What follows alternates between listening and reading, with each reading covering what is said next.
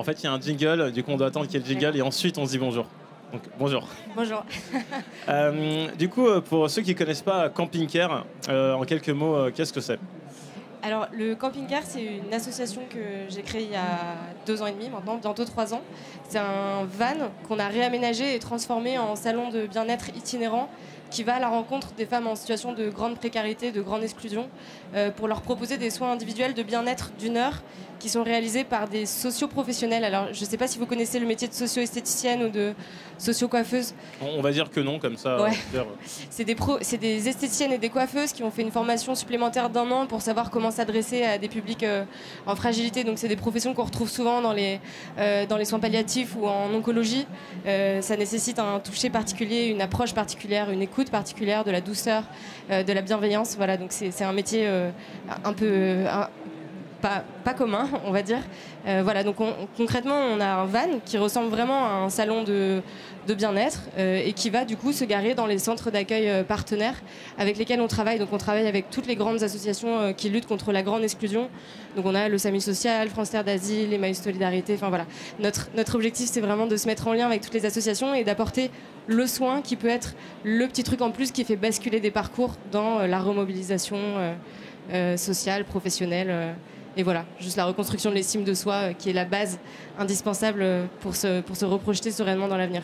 Et concrètement, comment tu as été amené à te lancer dans ce type de projet? Ça, c'est pas forcément quelque chose de très commun de se dire je vais faire un camping-car et je vais aller dans cette voie-là. Comment t'en es arrivé là? Alors, moi, j'ai toujours été très engagée sur la question du sans-abrisme et de la grande précarité. On m'appelle dans la famille la révoltée du bounty, donc je suis toujours scandalisée dans une grande ville comme Paris de voir qu'on peut juste dans le métro, il n'y a pas si longtemps que ça, il y a 2 mois, il y avait un monsieur qui est allongé sur lequel la ligne 9 a eu un horaire de grand passage et les gens passaient par-dessus lui et les gens s'arrêtaient même pas pour savoir s'il allait bien ou s'il était même encore vivant. Donc voilà, je trouve qu'on est dans une société où le lien social est moins évident. On se replie tous un peu sur nos portables, sur nos communautés, sur nos réseaux, sur nos problèmes et on est moins attentif aux autres et en particulier et vraiment plus, on est encore moins attentif aux personnes en situation de grande précarité qui disent d'ailleurs quand on prend le temps de discuter un petit peu avec eux que la chose dont ils souffrent le plus c'est pas tant de ne pas savoir où se loger ou comment manger le soir, c'est vraiment d'avoir l'impression de plus faire partie de la société, de simplement même plus exister, de plus être regardé. Donc nous c'était vraiment ça l'idée du camping-car, c'était vraiment de se dire on va prendre le temps d'aller vers ces dames-là et de prendre 1 heure pour elles. 1 heure, c'est pas grand-chose dans nos quotidiens à nous, mais pour ces dames-là qui vivent toute la journée et pendant parfois 15-20 ans les difficultés, les galères et l'ignorance de la société, 1 heure pour elles, c'est énorme. Et en fait, c'est un levier de remobilisation qui est absolument exceptionnel. On a fait une première mesure d'impact là, donc on a essayé de savoir un petit peu quel était l'impact de nos soins sur les dames. Et il y a 70% des dames qui disent que ça leur a permis de se remobiliser dans leur projet. Donc 80% en santé, ça veut dire que derrière, elles se sont dit qu'elles étaient suffisamment entre guillemets importantes pour aller reprendre rendez-vous chez le médecin, pour prendre soin d'elles, pour refaire des démarches, pour avoir un logement, parce qu'elles se disent si on s'occupait de moi, ça veut dire peut-être que je le mérite. Voilà, donc on travaille vraiment sur ce volet-là, sur l'estime de soi, sur le lien social et sur le regard, la considération, la bienveillance, qui sont des choses qui sont absolument pas superflues comme on peut l'entendre. Ça fait vraiment partie pour nous des essentiels, donc on milite pour ça. Et concrètement, est-ce qu'en tant que citoyen, on peut aider Camping Car? Oui, alors carrément, on a besoin de camions. Donc si parmi vous, il y a des gens qui connaissent des personnes qui peuvent nous donner des camions, on a besoin de camions, on a besoin d'argent pour fonctionner. Alors, j'allais dire, en fait, une association, c'est comme une boîte, sauf qu'on est complètement dépendant des autres pour le financement. Donc on a la chance d'être accompagné par beaucoup de fondations d'entreprises, par des particuliers qui ont créé des fonds de dotation qui sont très généreux et qui nous aident du coup à prendre soin des dames.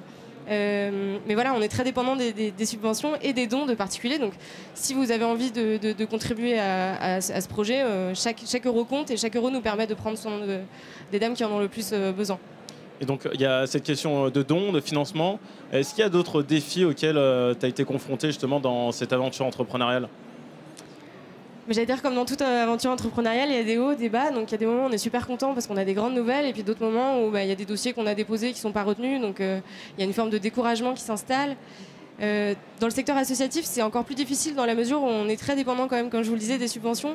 Et c'est rare d'avoir un accompagnement sur plusieurs années. Ça veut dire que chaque année, il faut aller redéposer les dossiers, il faut aller réexpliquer ce qu'on fait. Et c'est normal, et on a des comptes à rendre, et c'est tout à fait normal. Mais c'est très fatigant de se dire que chaque année, il faut aller trouver l'argent pour aller payer des salaires, parce qu'on a 2 salariés, 3 maintenant depuis la rentrée de septembre, qui font tourner l'association au quotidien. Et donc voilà, donc j'allais dire, c'est beaucoup de travail, beaucoup d'énergie, mais on sait pourquoi on le fait et au final, ça vaut la peine. Et les prochaines étapes, c'est quoi? Alors là, on ouvre un 2e camping-car à Marseille, donc on est super contents. Et on aimerait pouvoir en ouvrir 2 autres chaque année. Donc l'idée, c'est vraiment d'aller partout en France, parce que là, à Paris et à Marseille, on prend soin de publics en zone urbaine, donc c'est des femmes qui sont très isolées, très précarisées au cœur des grandes villes, mais il y a aussi beaucoup de précarité en zone rurale, avec des femmes qui n'ont pas forcément de moyens de mobilité. Il y a beaucoup de victimes de violences conjugales qui sont difficiles à détecter, donc voilà, on aimerait travailler sur ce volet-là, et à terme, l'idée, ce serait d'en avoir un partout en France. Voilà, dans chaque région, et pourquoi pas à l'étranger. On a fait quelques médias, on a eu des sollicitations de l'étranger, on a des gens qui nous ont écrit de Londres en nous disant on aimerait bien ouvrir votre projet à Londres, donc à terme pourquoi pas aller partout, voilà. Cette année, le thème de l'édition, c'est la vérité. C'est quoi ta vision de la vérité? Elle n'est pas facile cette question, et je dirais, pour moi, la vérité, elle se cache derrière les chiffres. On nous abreuve toute la journée dans tous les discours de chiffres, de données. D'ailleurs, j'ai commencé... Non, je ne vous ai pas donné les chiffres sur le nombre de femmes sans abri en France, mais en fait, de se dire que derrière les chiffres, il y a plus de 300 000 personnes qui sont en situation qui sont sans domicile fixe, donc qui n'ont pas de chez soi. Et parmi ces 300 000 personnes, il y a 45% de femmes. Donc il y a 3 000 femmes qui dorment chaque nuit dans les rues de France, dans la rue, avec des enfants, 2 000 enfants qui vivent dans les rues dehors en hiver, en été.